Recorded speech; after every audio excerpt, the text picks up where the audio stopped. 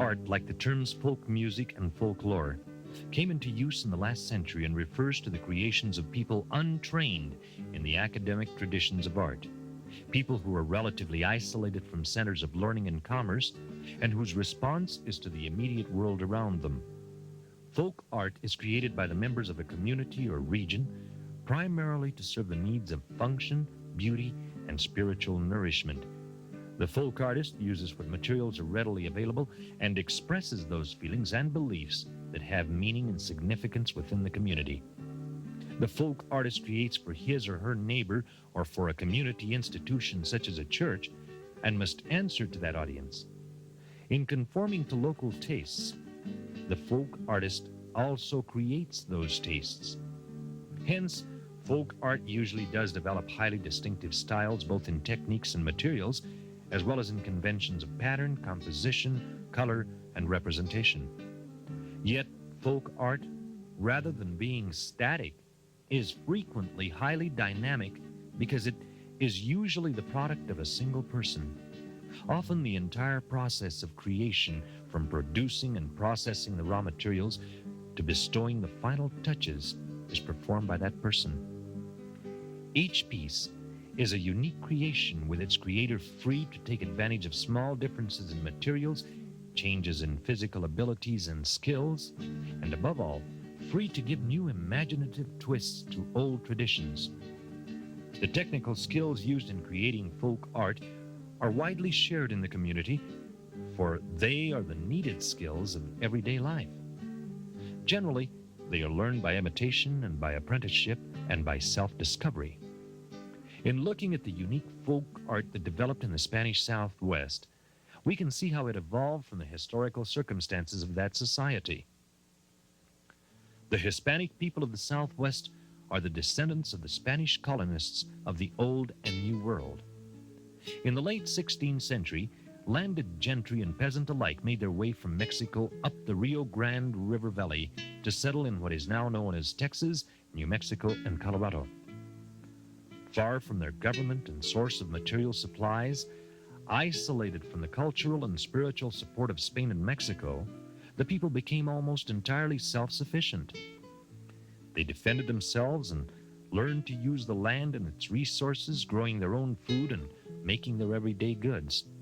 They combined those ideas which they brought with them with the ideas they learned from the Pueblo Indians and their new environment, and developed their own unique style of artistic expression.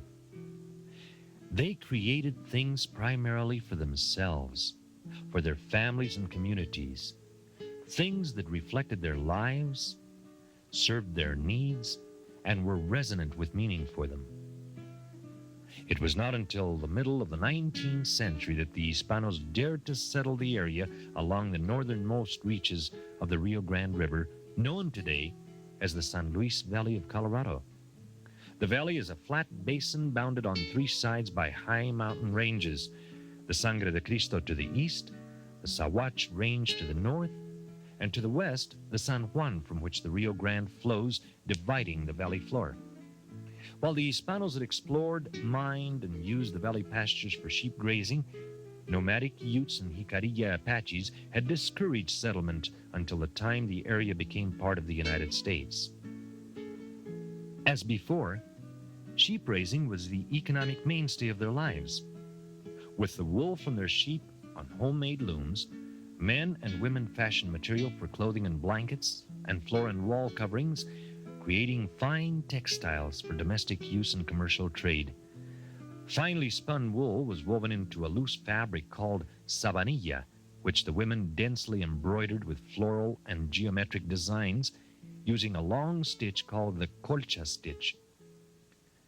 The Hispanos had less than 30 years to establish themselves in the San Luis Valley before the discovery of gold and silver in nearby areas caused an influx of miners, homesteaders, and cattle ranchers from the east. They brought a new culture and language, different economic and legal systems. The establishment of trade routes and the railroad made machine-made goods available and attractive to the Hispanos, and these replaced handmade objects. While the Spanish language and the Hispanic culture were retained, the arts of weaving and colcha embroidery, along with other traditional arts, disappeared from the San Luis Valley. However, like women everywhere, Hispanic women continue to do handiwork, adopting the crafts of their Anglo neighbors. In the 1970s, weaving and a form of colcha embroidery were reintroduced into the valley as cottage industries. These textiles differ from the traditional crafts in that they are created more as objects of self-expression than function. There are two women who represent this revival. Eppie Archuleta, who through the process of weaving lives her art, and Tiva Trujillo, who records her life and culture in visual histories of embroidered tapestries. Their art is a testament to their life's values.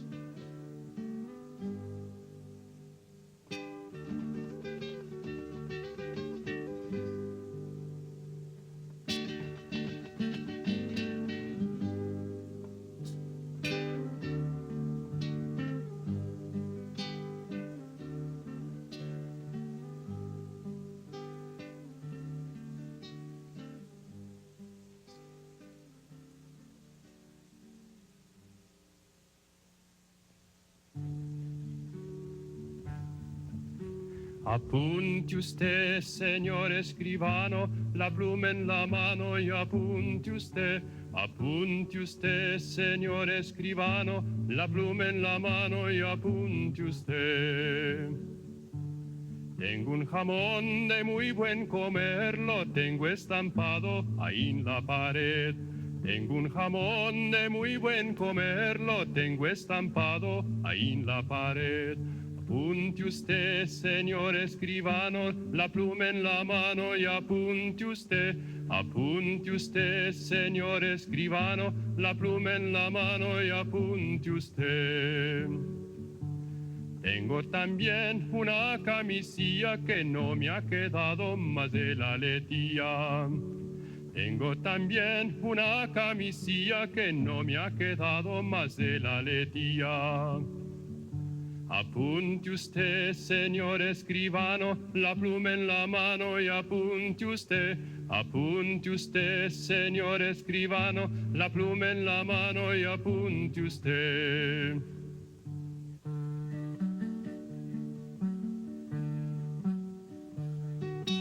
We used to have to work for the family, and we made our living by weaving, so we all have to do it. We have to.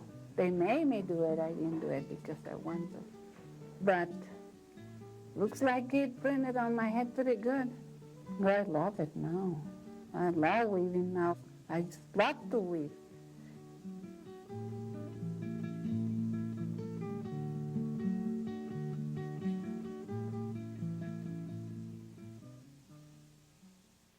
I'm Eppie Archuleta, and I was born in 1922, January 6, in Santa Cruz, New Mexico. I was raised in Nogales and lived there for about 30 years. Then I moved over here to San Luis Valley because of the work. I work in the fields and potatoes, and I work in the lettuce. When I moved to Capulin for the work of the kids to help me on the farms and all to help their daddy, we all work there, and I had to go to teach them. That's why I went to work in the fields in the first place, to keep them together working and to teach them how to work, and they were very good. And we got our money there together, and we bought the place in Capulin with the field money. So now that they're big, we just give them back to them. All of them have those parts there.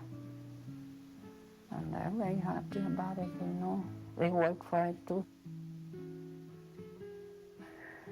And when I was working on the fields, I always work at night and I did work at night too, weaving. There have been times that I just stay till the sun comes out. In the daytime, they always want to eat, they want to do things, the kids come, and every time they're hungry, so I have to go in the kitchen and cook or do something. And then at night, no, everybody's asleep, so I can weave all by myself. Nobody bothers me. So it's better to weave at night. When the boys were in the service, yeah, I was weaving. I weave all the time, but as I said, the weaving is to take so many things out of your mind. You just get so attached to that weaving that you want to weave all the time. I hate to get off the loom when I'm busy there. Then I got to the Virginia Nail Blue thing there, and they hired me to teach people there. I teach the first class. To be a weaver, you have to have a lot of patience to stay there. If you don't have it, don't even try it. There is 4 kinds of moves to make the weaving, basic one. But from there, you can do very many out of it. And to do a good weaving, this warp has to be the set. See, the same thing. Not one looser than the other one. And the loom's supposed to be good too.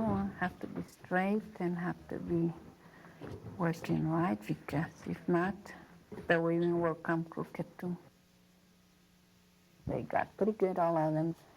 They're still going.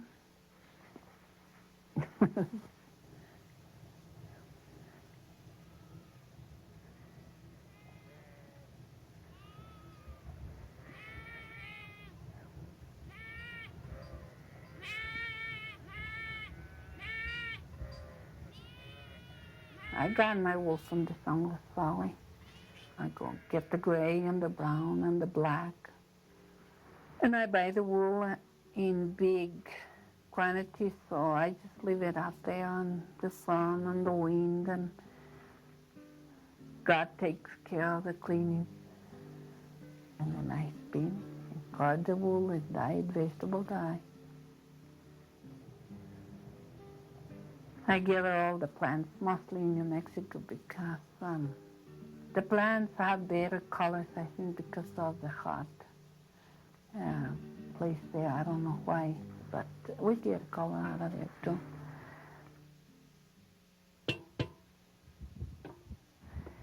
And at the same time that the weeds are boiling, I have this other wool over here in the mordant boiling too at the side.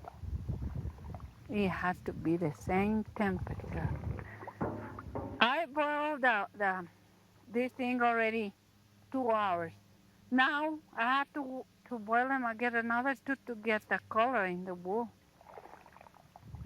And sometimes I don't get it. I have to go over again if I don't get the color I want. I'm making a warp, and the warp is the more important part of the weaving. I don't mix them up, so it won't get tangled when I put them on the loom. I don't know how to say it. Yeah, I want it, but one a different way than the other. When I'm talking, I forget, so I'll put a rock on top of the chair. If anybody don't know how to put a warp, they can't weave it out, because the warp is the more important part. It has to be straight, it has to be tight, the same, not part loose and part tight. My mother always weaved all the time. My father was a school teacher, and later on he was the postmaster there in Arenales. Yeah, my mother learned, I think she learned a lot from my great-grandparents and my grandparents. Then when he married my daddy, he was a weaver, professional already. So she went professional work, and he teach her more and more, so she got better all the time. And my daddy was from Chimayo, so these Chimayo blankets, we call them this by Chimayo styles, and we all learned from there. So I think our design came way from there, and we still, even if we try to do something else, every time we get to that, because we learned it so long ago that we always go to the same design a little bit. We learn the Indian designs and the Spanish design, the chimayo, the colonials, they call them those striped ones. We know them all. We used to have to work for the family, and we made our living by weaving, so we all have to do it. We have to. They made me do it. I didn't do it because I want to. But looks like it printed on my head pretty good. But I love it now. I love weaving now. I just love to weave.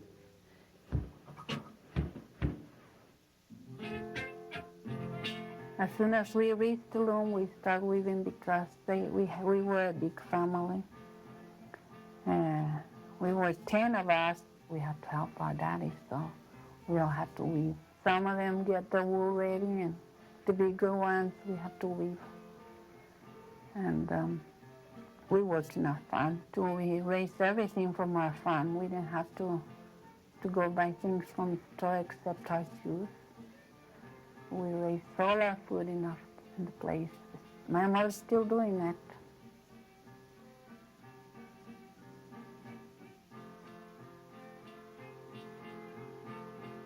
And she's been weaving, she's still weaving. Can't live without weaving, she said. She got so good at it that she got the state award at New Mexico. Her weavings are very famous now, and she is too. One of my girls lost spin wool, but she don't weave. The other one's still weaving. The boys, 2 of them know how to weave. And my grandson weaves. He loves to weave. This one, he just loves to weave. He come and mess up there and make pieces there, stripes and the little designs. They say maybe someday, we'll keep on going like Grandma knew, they said. Good thing they learn. They're gonna like it later, like I do. I was always put to myself, and we never went out with any boys. How do you like that? We never did. Only in church or on the dance. Quite a good thing to go to church to see the boys. They always go so the girls could see them and all that. And the dances sometimes, but that my daddy didn't ever even talk to a guy in a dance at all. Then my husband, I don't know how he thought about me. He said he was spotting me or something, that we were good girls. And I think we've been very happy. We've been married 40 years already. And I think what the wife has to do is keep your husband happy no matter what. They said we're supposed to have a good luck, but I think we have to make our good luck. We don't come along. We have to help. We're doing pretty good, and we have 10 children too. We lost 2 small ones. I've been very independent since I got married. I used to take care of the children all by myself and think about them. I dressed them, I made their own clothes and everything, sew for them. I decide if they need anything. I decide if we have to eat anything, I have to go get the groceries. Even the clothes for him, I used to get it myself. Everything, the bills, I had to do all that. All the time we spent raising that family and feeding that people, so we never went out at all. But now that we're senior citizens, we go to every activity they have. We'll go there for dances and parties and things. We're the best. We have first prizes on dancing. We do. We dance valses, jotes, polkas, and we dance the Brasiliana. And then they play 2 steps and corridas, and we dance them all. Oh yes, we have a lot of friends, especially now with the senior citizens. They all are.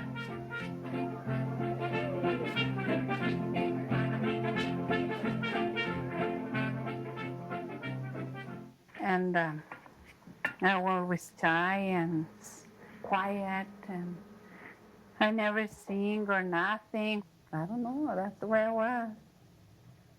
Always. Till now that I'm old already, it's a difference. Completely different we are. We both are different. But what's the same thing? Now he had more time, I think.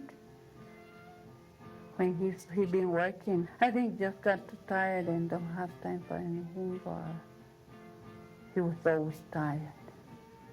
Now he likes people and he likes to get out and everything. It's different now for both of us.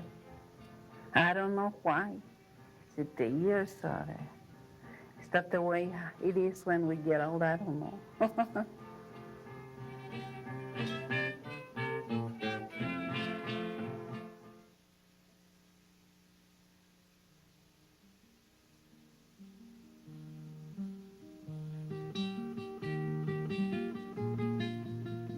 If you draw a picture of your own, the past, and that's what I've been doing. Every picture that I have drawn, it's my past, my life.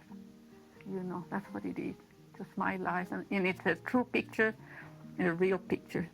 They are true and they were alive sometime, or once upon a time, you know.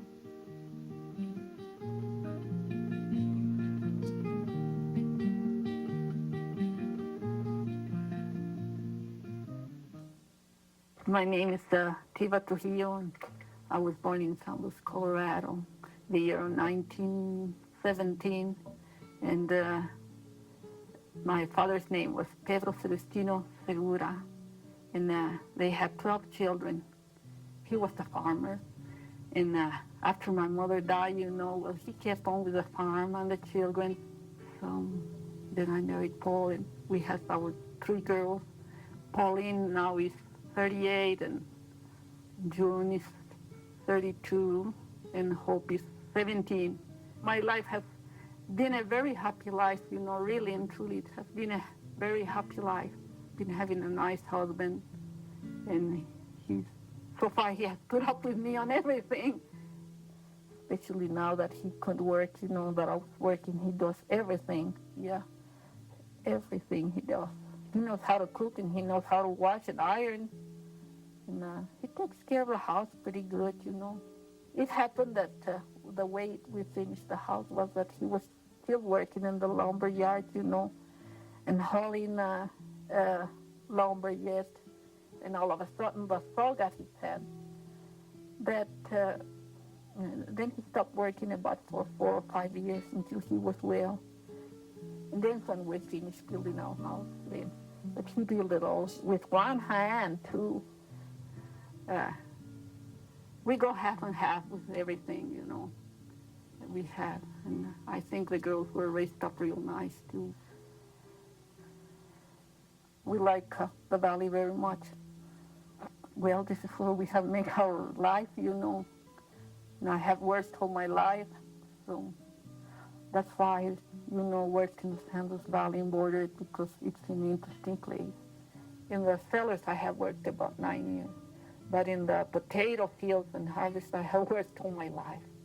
Of course, you know, just the years that I was raising the children, you know, I stayed home. They grow wheat, potatoes, and a lot of vegetables, and they grow apples in the San Luis Valley. So they raise quite a bit of sheep there, too.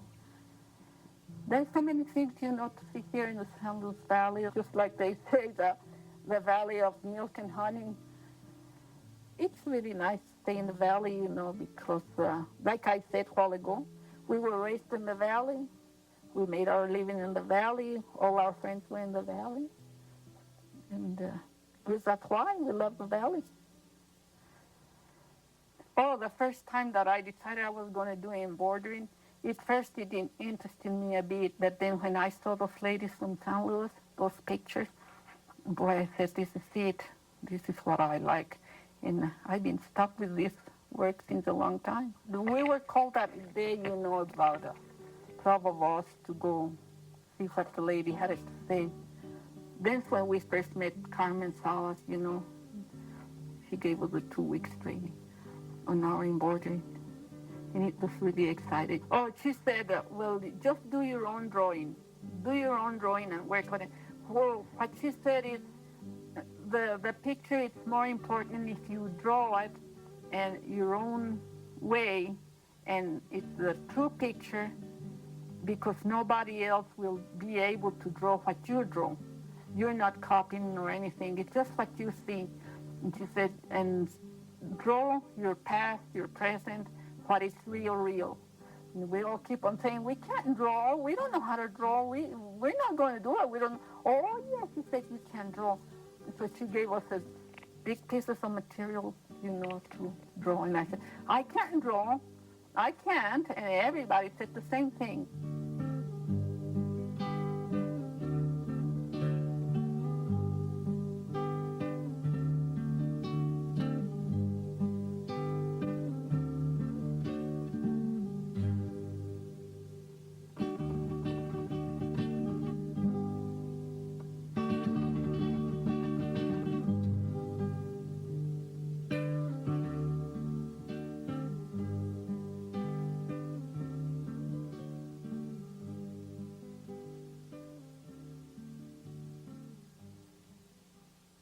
I'm not an artist, though.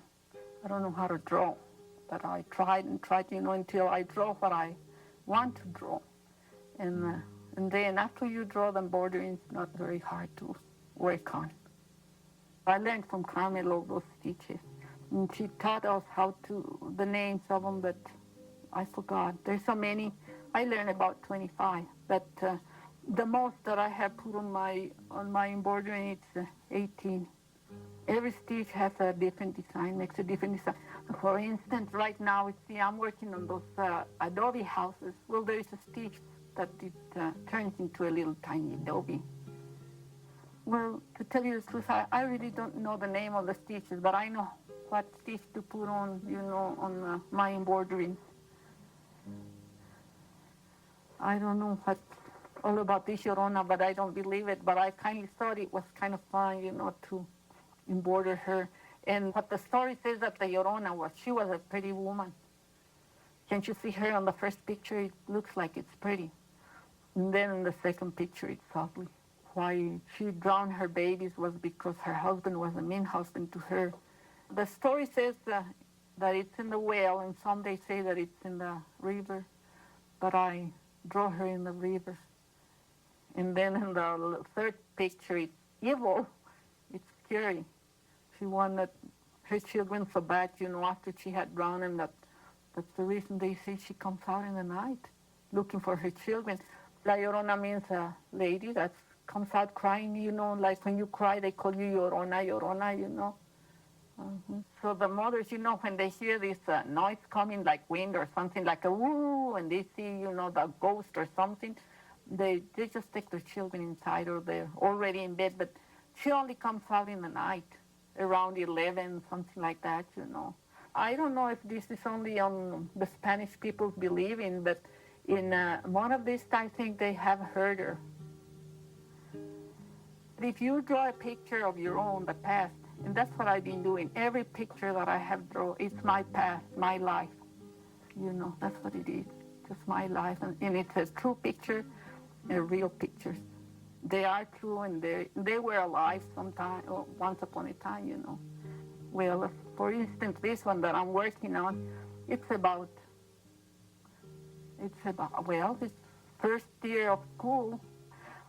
In those days, the girls used to play basketball more than the boys, and the teacher used to be the coach, and the one that used to train the girls too, And that's my daddy's mom. And I guess he was going to work, on his way to work, probably on his way to the hills to get some wood, because that was the road, and there's the beach, and over here was the hills, where we used to bring our wood from, and we used to live right here, in this part over here, and he used to bring us into old Saguache for the school.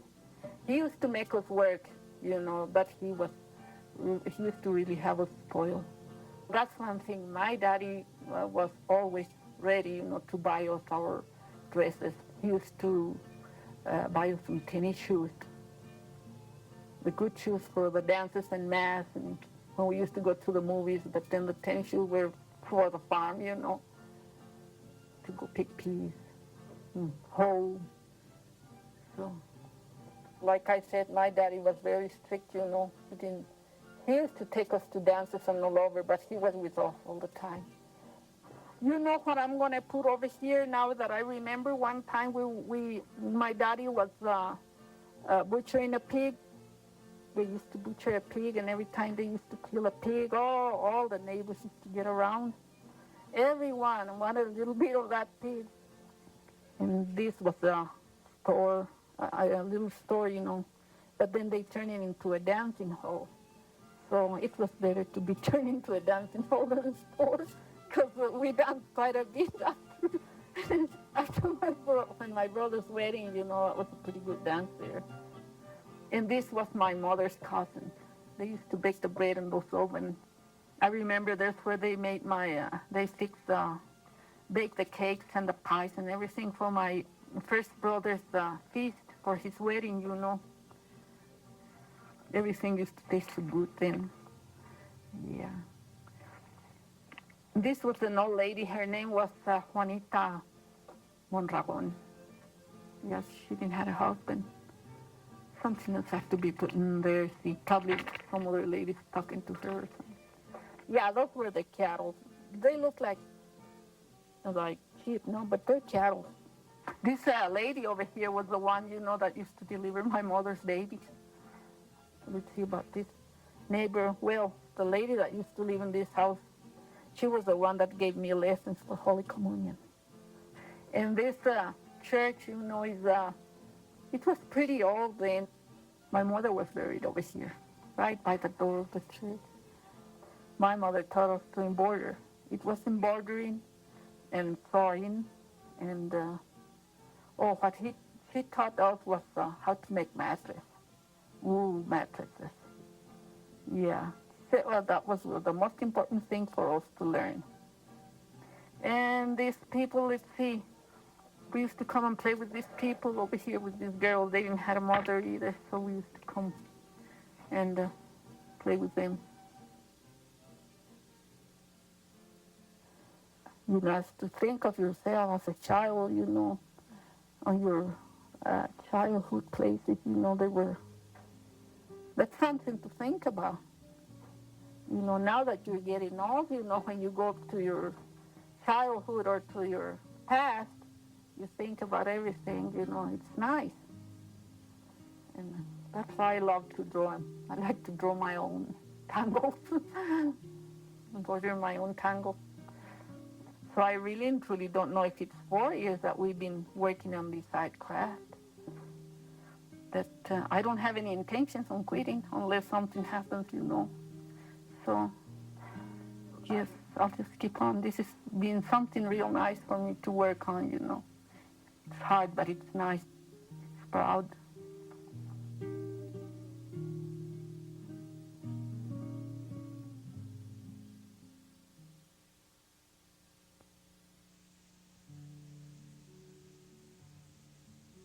Apunte usted, señor escribano, la pluma en la mano y apunte usted. Apunte usted, señor escribano, la pluma en la mano y apunte usted.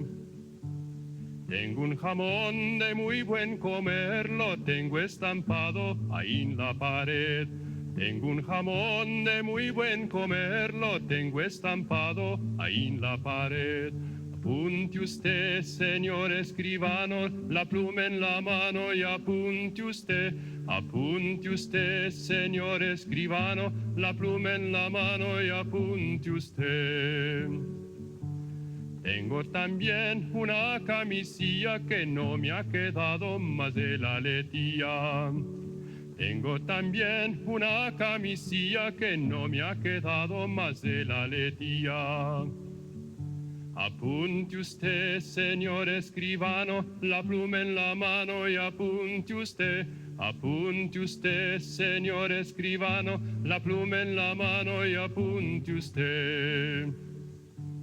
Tengo un sombrero de pelo de conejo que no me ha quedado más del barbiquejo. Tengo un sombrero de pelo de conejo que no me ha quedado más del barbiquejo. Apunte usted, señor escribano, la pluma en la mano y apunte usted, señor escribano, la pluma en la mano y apunte usted. Este es el fin de mi testamento, se lo dejo todo al ayuntamiento. Este es el fin de mi testamento, se lo dejo todo al ayuntamiento. Apunte usted, señor escribano, la pluma en la mano y apunte usted, señor escribano, la pluma en la mano y apunte usted.